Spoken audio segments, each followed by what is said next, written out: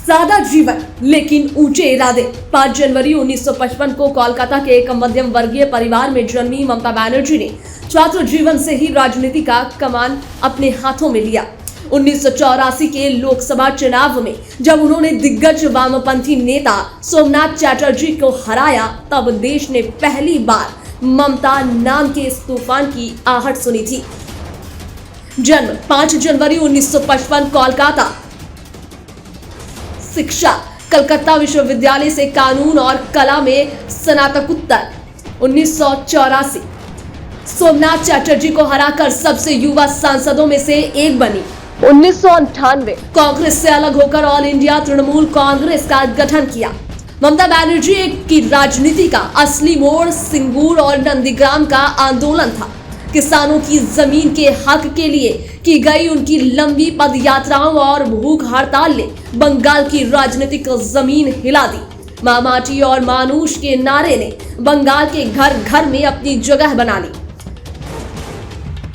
2011 34 साल के वामपंथी शासन का अंत कर पहली महिला मुख्यमंत्री बनी। 2016 से 21 भारी बहुमत के साथ लगातार दूसरी और तीसरी बार सत्ता में वापसी। केंद्रीय भूमिका, पूर्व रेल मंत्री और कोयला मंत्री, योजनाएं, कन्याश्री, लक्ष्मी भंडार और द्वारे सरकार जैसी लोकप्रिय योजनाओं की शुरुआत। 2021 के विधानसभा चुनाव ममता बनर्जी के करियर की सबसे बड़ी अग्नि परीक्षा थी। एक तरफ भाजपा की पूरी ताकत थी और दूसरी तरफ पैर में चोट के बावजूद व्हीलचेयर पर प्रचार करती दीदी।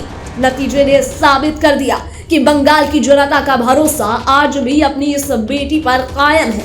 राष्ट्रीय स्तर पर विपक्ष का एक प्रमुख और मुखर चेहरा, विशेषता, सादगी, निर्भीकता और जमीनी स्तर पर पकड़, कला, राजनीति के अलावा पेंटिंग और कविता लिखने में गहरी रुचि।